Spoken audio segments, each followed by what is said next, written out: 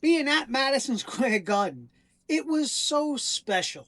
It just felt great to hear that music, knowing you were going to hear it for the last time, to do the You Can't See Me, to play along with John Cena and say goodbye together in unison with thousands of others.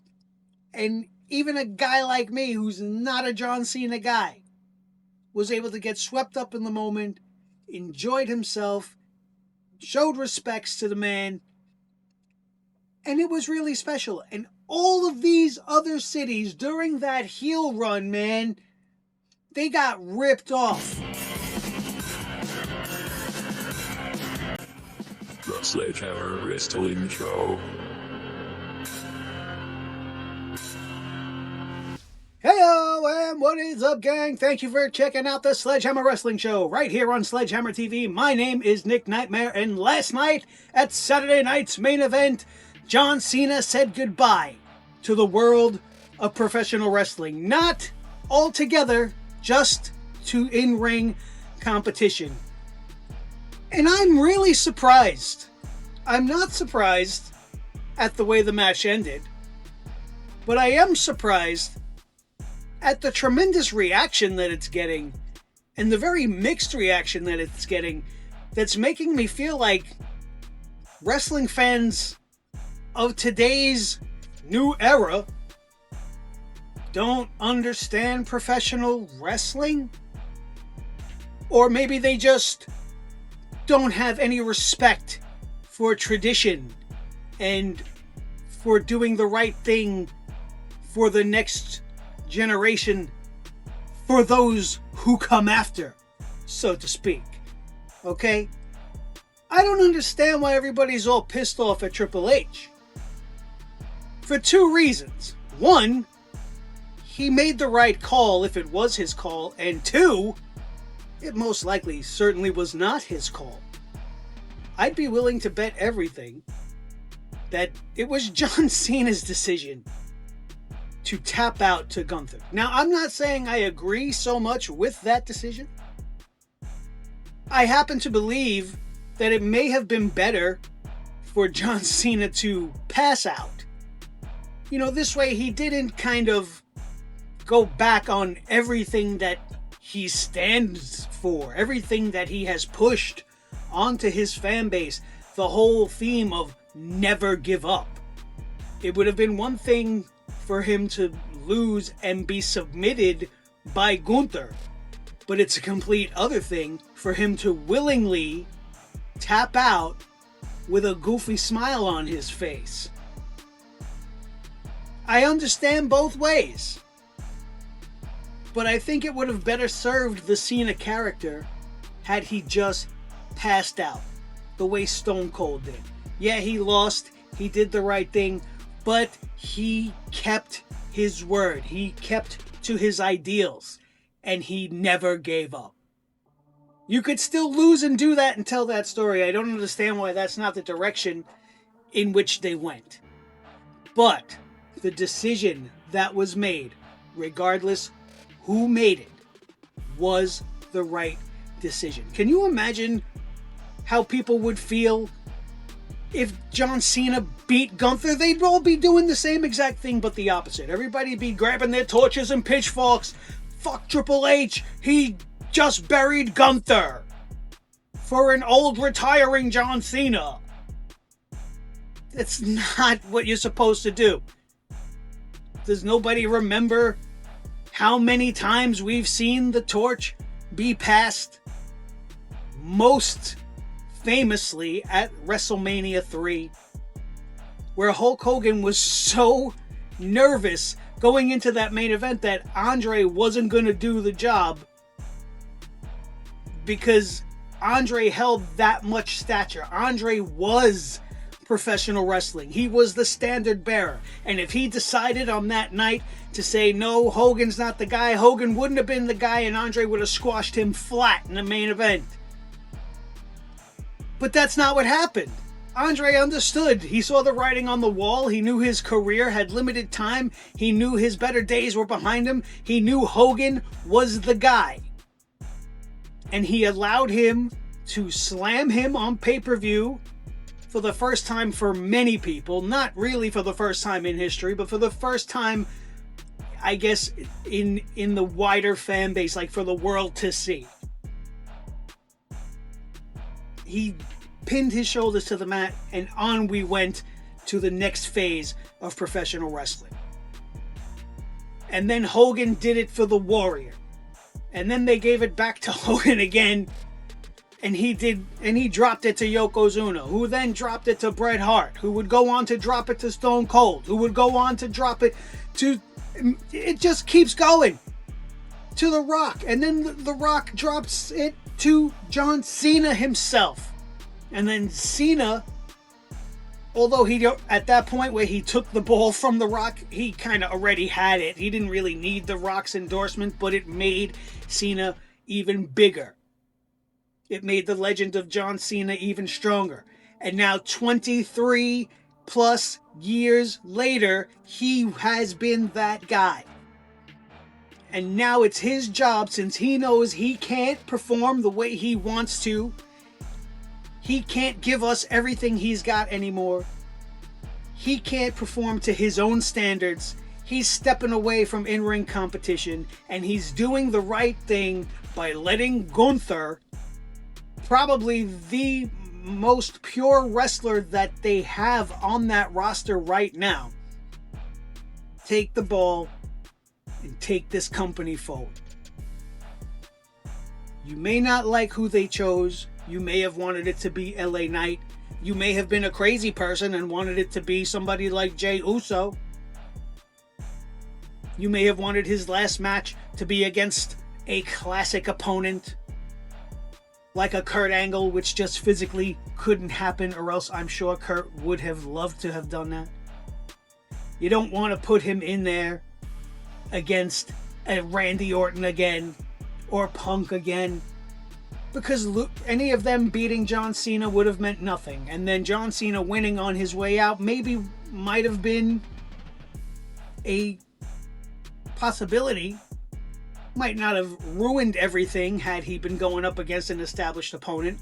But that's not the tradition. And Cena himself understood that, to the point where he didn't want the show itself to be focused on just him. He wanted the entire show to focus on the future. And we got some really good matches out of that. In fact, it was probably the best Saturday Night's Main Event we've seen this year. Maybe since they've brought it back altogether. Because everything felt special. Because everything was new. We've seen different superstars. And even if you watch NXT on the regular, how great was it to see Obafemi at a big show like Saturday Night's Main Event? Obafemi versus Cody Rhodes was getting really good. And then they ruined it with a bullshit finish. But that was to be expected. Do you think they're going to let Obafemi go over right away? They're going to make Cody Rhodes look like shit like that for the NXT champion? They're not going to do that yet. You can't have the NXT champion beating the world champion, the WWE champion. You can't do that right now. And if Obafemi maybe was a heel, maybe you could have had him take advantage of a Drew McIntyre interference and get the win. But if Drew interferes and then Oba goes on to win, it makes him look like a schmuck. So why would they do that? This was a schmaz from the beginning. Everybody knew this was going to be a non-finish because you don't want either of these guys to lose. But in what they were given, in the time they were given, I thought they did really, really well. And Obafemi looked fantastic. Cody Rhodes made him look great. And then Drew came out screwing everything up. Very cheap finish, but that was to be expected. I also expected some of the NXT talent to win on this show, and win. One of them did. That one being Sol Ruka in a great match with Bayley.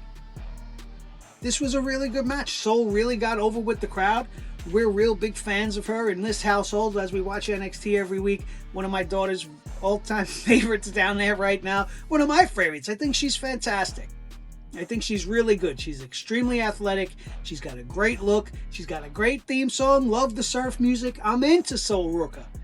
And props to Bayley for, much like John Cena, knowing her place in this match. For her to just come out and stomp out Sol Ruca before anybody even knows who she is, that would make her a jobber.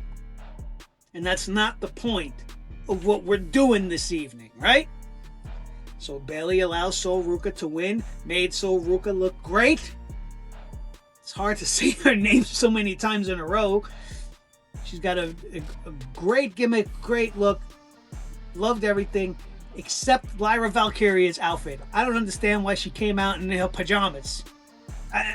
What are you doing? Then the tag team match, which probably was the most interesting and exciting matchup of the night. The only thing wrong with that match was that it was not given enough time. And I'm not going to begrudge the WWE for having commercials during a Saturday night's main event. It's supposed to be on broadcast television. Historically, it was on NBC. Commercials with broadcast TV go hand in hand. Was not so put off by it as I am when I'm watching a premium live event where there should be no commercials. So you have to forgive them for that. The only other thing wrong with that tag match was AJ Styles' botch on the phenomenal forearm, which really gives credence to everybody talking about how AJ feels like maybe 2026 is going to be his retirement year. And you could kind of see why. You know, age catches up with all of us. I feel it every day. I'm 48 years old. I'm the same age as these guys. I was dumb enough to just start my wrestling career just a few years ago, and where did that end up? In an MRI machine. Yeah, but, you know, you fail at 100% of the chances that you don't take, right? So you have to take the chance if it's given to you. It didn't work out for me. That's another story for another day. Some of you already know that story.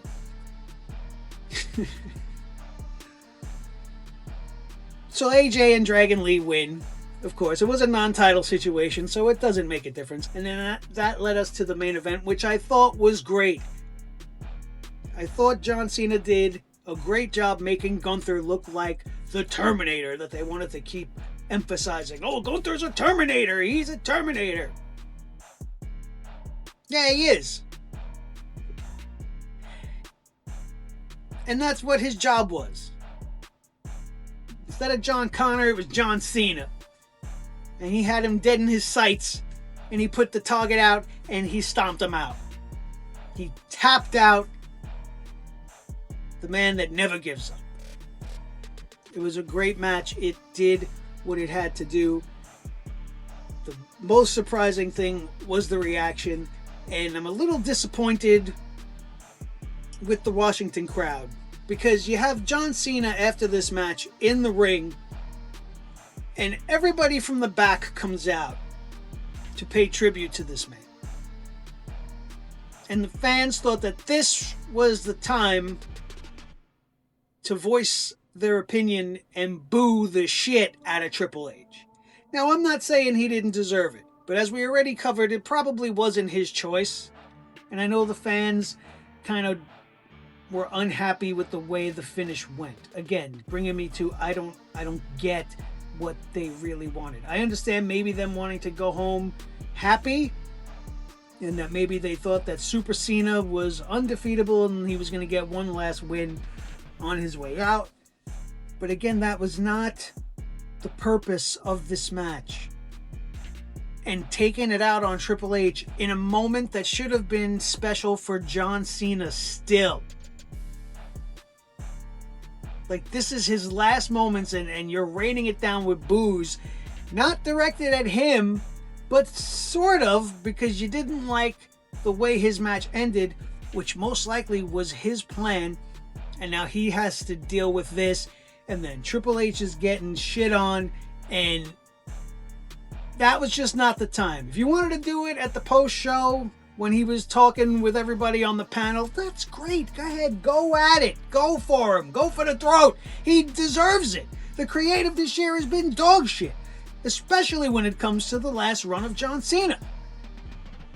There's a million things I could say about how they did so many things wrong, but I don't want to focus on that in this moment. Maybe we could make another video of all the things wrong with John Cena's final run, because there's quite a few. But in there we also had that match with Dominic Mysterio. Great match. Great match. We also had the match with AJ Styles. We had that match with Cody Rhodes. Really great matches that he was able to put on. His match with Punk was very good. His match with Orton was good. I'll even go as far as to say that he made Logan Paul somewhat tolerable as a performer in the ring. It was a good run, but that heel turn, man. Ugh. I feel bad for all of the cities that he went to during that portion of this run. Having been able to be at Madison Square Garden and experience the farewell tour for myself, it was special. Now, let me preface this by saying I was not a John Cena guy. I never was. If you watched this show at any point when we were doing our thing a few years back, you know that. Right? Way back in the day when he first came out with his little Speedo shorts in the team colors of whatever town they were in, I was impressed with him in his first outing, just like everybody else. That match, his debut match with Kurt Angle, good stuff. And I was always open to new talent, as I still am to this very day. But then it began to get real stale real quick. And I started to just look at him like any other Barry Horowitz type jobber, somewhat in the lower mid-card area. And then came the Doctor of Thugonomics. And I was all in. I loved it. I didn't even give a shit that he brought Bull Buchanan with him to be his number 2, B squared. It was great. I loved everything John Cena said. I loved all the raps he did. I loved all the freestyling. I loved how he was tearing apart everybody across the ring from him, even though he was going out there and losing matches. You didn't remember the fact that he lost a match, but you remembered everything he fucking said to his opponent before the match started. I loved that. And then somewhere along the way, we turned him babyface and he became Super Cena.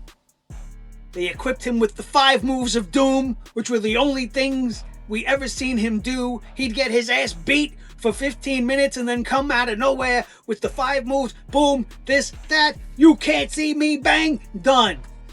Everybody done, just like the Hogan leg drop, done. And it wasn't believable anymore. He was the modern day Hogan and nobody wanted to see that shit.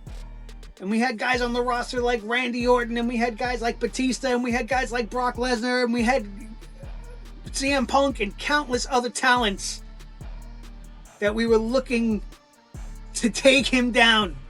But they just couldn't do it because it was Super Cena, and I hated it. The corporate bullshit champion.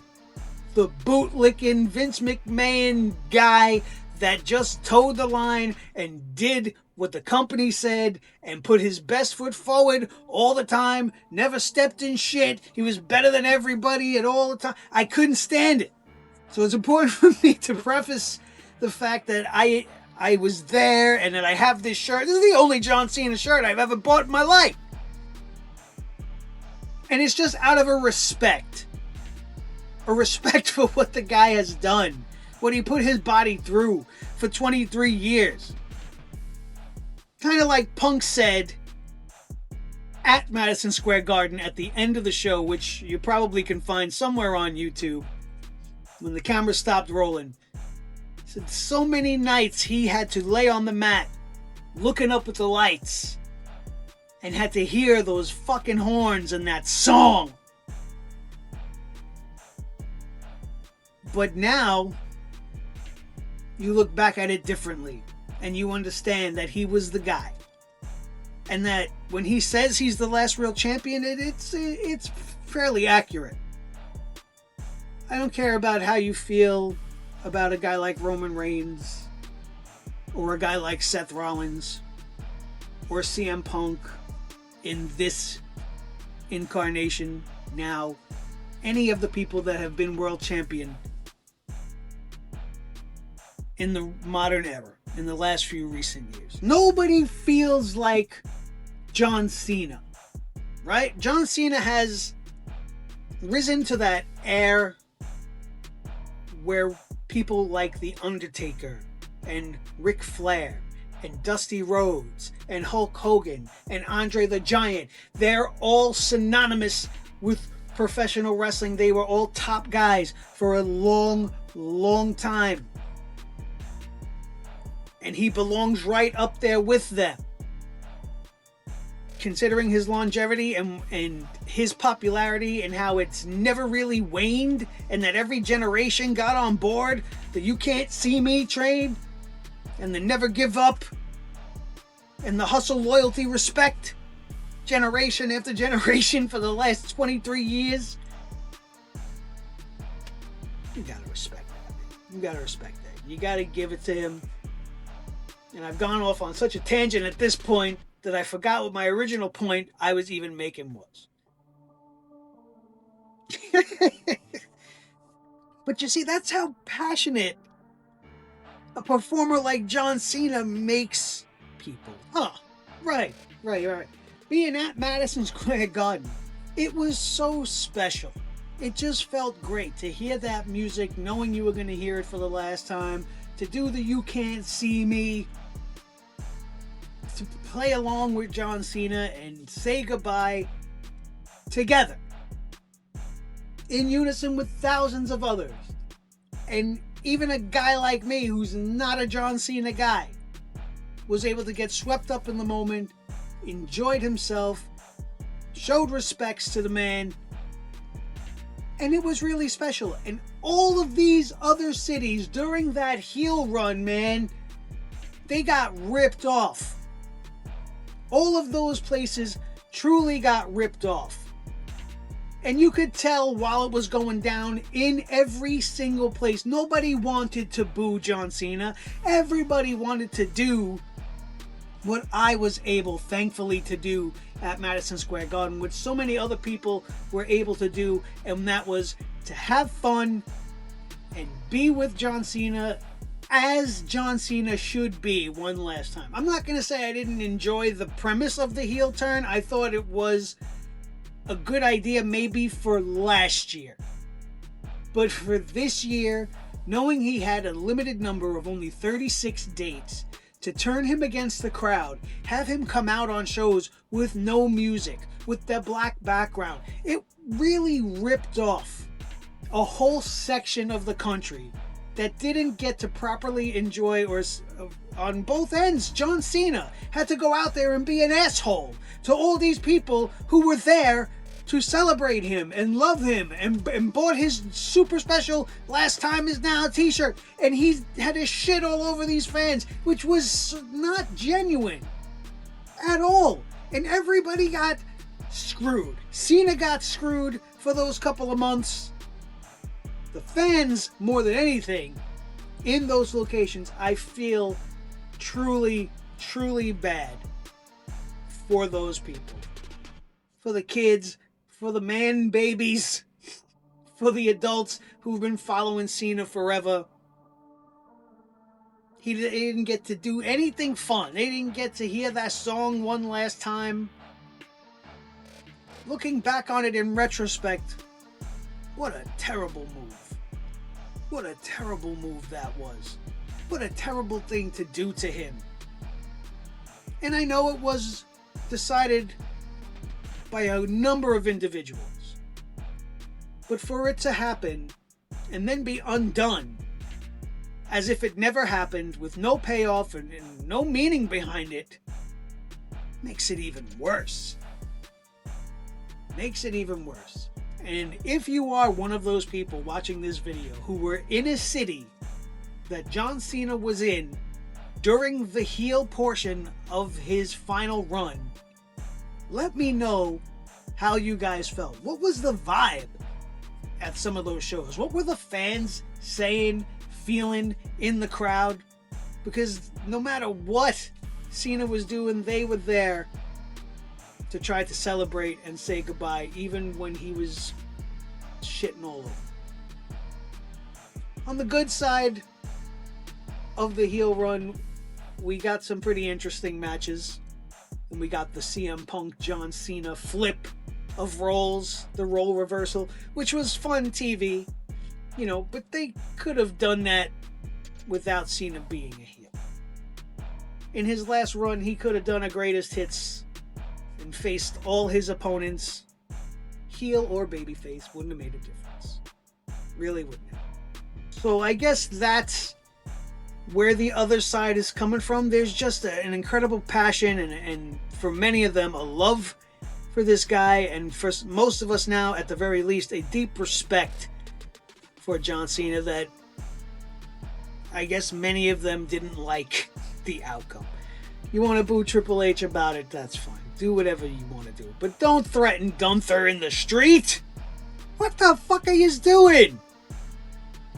I'm looking at WrestleMania earlier today. He's talking about, oh, there was a near riot after the show. And you see a bunch of fans just berating and attacking, verbally attacking Gunther. And thankfully he was surrounded by security and shit, so I guess WWE knew not to expect any leniency in that department. But here we are, and we're saying goodbye to John Cena. And I think it's important to understand that Saturday night's main event and the way it ended was right. Maybe he shouldn't have had that goofy smiley face while he was tapping out, but I guess maybe he was trying to convey to the world in that very moment that, you know what, I'm good, I'm content, I'm happy with this, and I'm gonna tap to Gunther. I don't know. Maybe he just forgot himself. Maybe he's happy to be done. Before we wrap things up, I will say one thing that did kind of upset me in the aftermath. After the match was over and Cena was in the ring, just before he took off his shoes and his wristbands and stuff to leave him in the ring as the sign of his retirement, and everybody came out, right? And the two champs came out. Punk and Cody Rhodes came out, and they gave him the titles on each shoulder, and they wanted him to do like a victory lap, I guess, you know, hit the corners and raise the belts and whatever. And I heard and seen Cena tell them, like, I can't walk. At least that's what it looked like he said. And if that's the case, man, that's really upsetting. That it just kind of shows that he probably doesn't really want to call it quits. But when your body can't do it, your body just can't do it. Your mind can only will yourself so far. I'm happy to say that I was able to see John Cena's career from start to very end. And no doubt he'll be going into the Hall of Fame this year, probably alongside his good friend Stephanie McMahon. Be a great beginning to the Hall of Fame this year. Nobody is set to take that spot. And I think that's one of the more upsetting things about this whole scenario. Looking up and down the card, I don't see anybody who can be the next John Cena and fill that role and fill these shoes. I mean, maybe Cody in the interim, but for the long term, could it be an Oberfett? We gotta see what they do. With the way the creative has been this year, I have no faith that they're gonna do anything right by anybody going forward from here. But that'll be another story for another day. If you made it this far, thank you so much for watching this video and for spending your time with me here at Sledgehammer TV. This has been the Sledgehammer Wrestling Show, My name is Nick Nightmare. If you had a good time, don't forget to watch another video. That really helps me out in the algorithm because YouTube seemingly forgets that I'm even here. Make sure that you like, share, subscribe, and are notified so that maybe they'll send you notifications, but as far as I know, the notifications don't go out all the time. I'm getting people that I know personally that do watch the show telling me they're not notified when the new shows go out. So maybe double check that you're still subscribed. Maybe make sure those notifications are on. And if not, just take a quick look and see if we got some new stuff here for you. Speaking of new stuff, if we can get this video to about 50 likes, maybe we'll do a year-end video or something special before the year is up, because there's no more PLEs or anything until January rolls around. The Royal Rumble's up next, and I don't want to have to wait that long. But I don't know. Do you want to talk more about John Cena? Do you want to do a year in review? Let me know. And if we can get to 50 likes, it would be really helpful, and I could definitely make that happen. So, thank you again for your time today. I hope you guys have an awesome holiday season. If I don't see you again, Merry Christmas, Happy New Year, and all that jazz. And I'll see you guys in 2026. Have a good one.